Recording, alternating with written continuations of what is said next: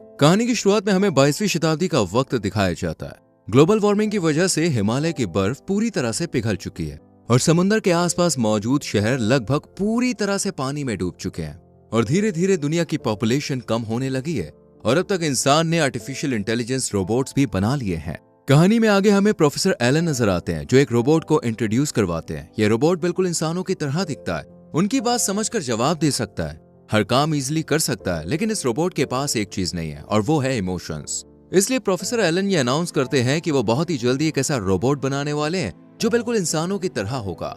इसे एक बच्चे के रूप में डेवलप किया जाएगा और जो भी उसे खरीदेगा वो रोबोट उस इंसान को बिना किसी स्वार्थ के बेइंतहा प्यार करेगा। तभी प्रोफेसर एलन से सवाल पूछता है कि इसकी क्या गारंटी है कि इंसान भी उसे उतना ही प्यार करेंगे, वो भी बिना किसी स्वार्थ के।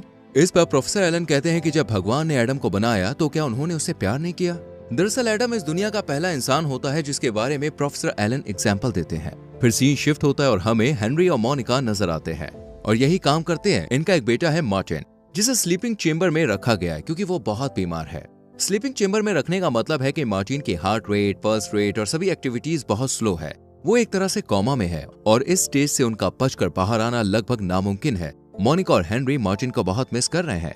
कहानी में आगे हमें प्रोफेसर एलन नजर आते हैं जिन्होंने पहला ह्यूमन चाइल्ड रोबोट बना लिया है और वो इसके बारे में अपने एम्प्लॉय हेनरी को बताते हैं और उसे दे देते हैं। इस रोबोट का नाम होता है दोस्तों डेविड। हेनरी डेविड को लेकर घर पहुंचता है, लेकिन मोनिका अपने बेटे मार्टिन की जगह किसी मशीन को नहीं देना चाहती थी, इसलिए वो रोबोट को घर में रखने से मना करती है। लेकिन हेनरी जैसे तैसे उसे समझा लेता है और कहता है कि इस रोबोट को घर में रखने के लिए तुम्हें एक पासवर्ड बोलना होगा, जिसे बोलते ही ये तुम्हारा हो जाएगा और तुम्हें बेइंतहा प्यार करेगा। और अगर इन फ्यूचर तुम्हें इससे दूर जाना हो तो तुम हमारी कंपनी को इसे वापस कर देना, क्योंकि एक बार ये रोबोट जिस फैमिली को अपने मन में बसा लेता है उनकी मेमोरीज इनके माइंड से डिलीट करना इम्पॉसिबल होता है, इसलिए हम इसे डिस्ट्रॉय कर देंगे। मोनिका डेविड को घर में रखने के लिए मान तो जाती है, लेकिन वो पासवर्ड नहीं बोलती।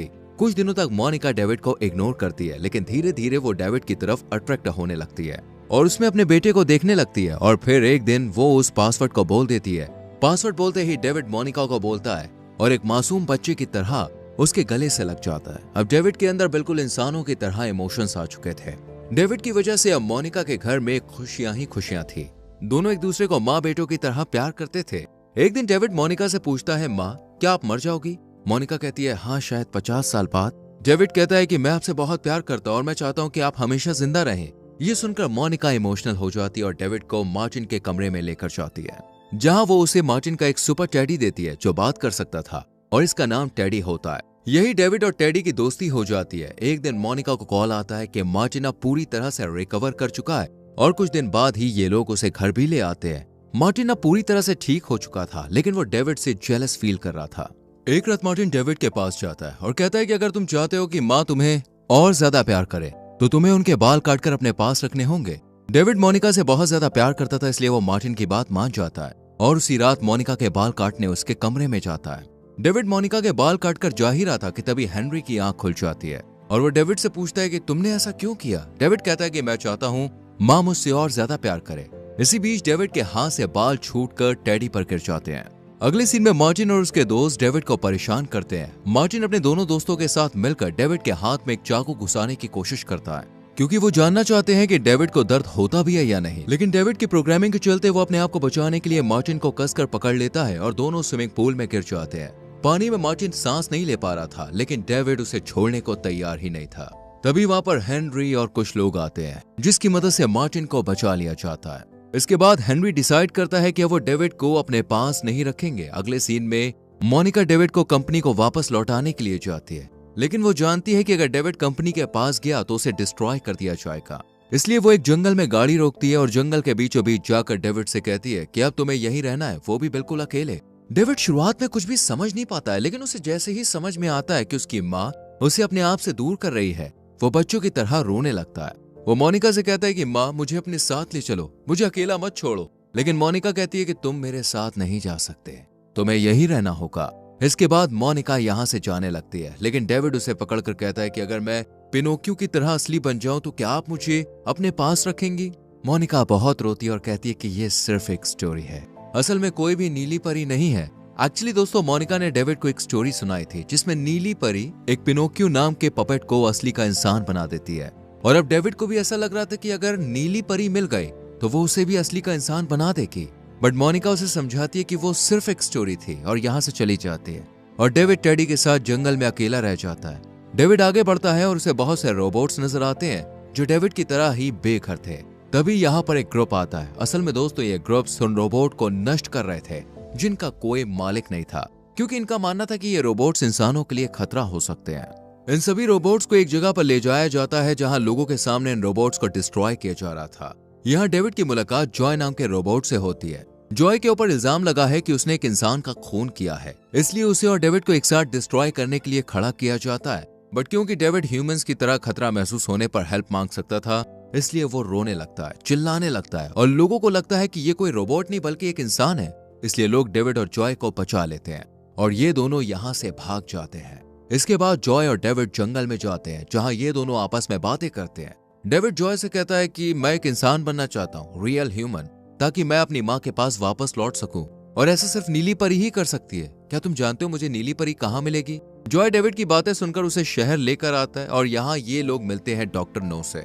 डॉक्टर नो कोई इंसान या रोबोट नहीं बल्कि एक होलोग्राफिक इमेज है जो गूगल की तरह हर सवाल का जवाब देती है। डेविड डॉक्टर नो से पूछता है कि क्या मैं एक इंसान बन सकता हूँ? डेविड के सवाल का जवाब स्क्रीन पर लिखा आता है जिस पर नाम लिखा होता है एलन हैरी का, जो डेविड को इंसान बना सकते हैं। एलन हैरी कोई और नहीं बल्कि वही प्रोफेसर है जिन्होंने डेविड को बनाया है। इसके बाद डेविड कहता है कि ये प्रोफेसर हमें कहाँ मिल सकते हैं? जॉय कहता है मेलहेल्टन में। ये वो जगह है जहां हम प्रोफेसर एलन से मिल सकते हैं, लेकिन ग्लोबल वार्मिंग की वजह से मेलहेल्टन का बड़ा हिस्सा पानी में डूब गया है। इसके बाद जॉय पुलिस वालों का एक हेलीकॉप्टर चुराता है और मेलहेल्टन की तरफ निकल जाता है। यहाँ पहुंचते ही जॉय डेविड से बाय कहकर चला जाता है और डेविड नीली परी को ढूंढने के लिए निकल पड़ता है। लेकिन तभी उसे बिल्कुल अपने जैसा एक बच्चा नजर आता है जिसे देखकर डेविड परेशान हो जाता है। कहीं ये उसे उसकी माँ को ना छीन ले और वो उसे बुरी तरह से मारता है, लेकिन ये बच्चा भी डेविड की तरह एक रोबोट ही था। तभी यहाँ पर प्रोफेसर एलन आ जाते हैं और डेविड उनसे कहता है कि मैं असली का इंसान बनना चाहता हूँ, मुझे नीली परी से मिलना है। प्रोफेसर एलन कहते हैं तुम इंसान ही हो, तुम दुनिया के वो पहले रोबोट हो जिसके अंदर फीलिंग्स है, जो प्यार कर सकता है। तुम अपनी माँ के लिए नीली परी को ढूंढते हुए यहाँ तक आए। आज तक ऐसा किसी भी रोबोट ने नहीं किया है। मेरी पूरी टीम तुमसे मिलना चाहती है। इसके बाद प्रोफेसर एलन अपनी टीम को बुलाने के लिए जाते हैं और डेविड देखता है कि कमरे में उसी की जैसी शक्ल के कई सारे रोबोट्स बनके तैयार कर लिए गए हैं, साथ ही रोबोट गर्ल भी बना ली गई है। डेविड ये सब देखकर बहुत उदास हो जाता है क्योंकि उसे लगता है कि जैसे उससे उसका अस्तित्व ही छीन लिया गया हो। साथ ही उसे लगता है कि अब वो अपनी माँ के पास कभी भी लौट नहीं पाएगा। इसलिए डेविड बिल्डिंग की छत से समुद्र में छलांग लगाकर अपने आप को डिस्ट्रॉय करने की कोशिश करता है। डेविड पानी में डूब ही रहा था कि तभी उसे कुछ ऐसा नजर आता है जिसे वो देखता रह जाता है। वो उस चीज की तरफ जाने की कोशिश करता है, लेकिन तभी एक फंदा आता है और डेविड को ऊपर खींच लेता है। डेविड देखता है कि ये कोई और नहीं बल्कि जॉय है जिसने उसे पानी में कूदते हुए देख लिया था। डेविड जॉय को बताता है कि मैंने पानी के अंदर नीली परी को देखा है, मैं उसके पास जाना चाहता हूँ ताकि वो मुझे असली का इंसान बना दे और मैं अपनी माँ के पास वापस लौट सकूं। जॉय डेविड से कहता है कि इंसान बनने के बाद मुझे जरूर याद रखना। इतने में ऊपर एक हेलीकॉप्टर आता है जो जॉय को खींचने लगता है, लेकिन इससे पहले कि जॉय ऊपर जाता वो हेलीकॉप्टर को पनडुब्बी मोड में सेट कर देता है ताकि डेविड आसानी से अंदर जा सके। असल में ये हेलीकॉप्टर बेहद ही एडवांस तकनीक से बनाए गए थे जो पनडुब्बी मोड में सेट हो सकते थे। अब डेविड टेडी के साथ हेलीकॉप्टर में बैठकर पानी में नीचे उतरने लगता है और फिर उसे नजर आती है नीली परी। कैमरा मूव होता है और हम देखते हैं ये कोई नीली परी नहीं है बल्कि एक स्टैचू है जो पानी के ऊपर इंसानों के घूमने की सबसे बेहतरीन जगहों में से एक थी।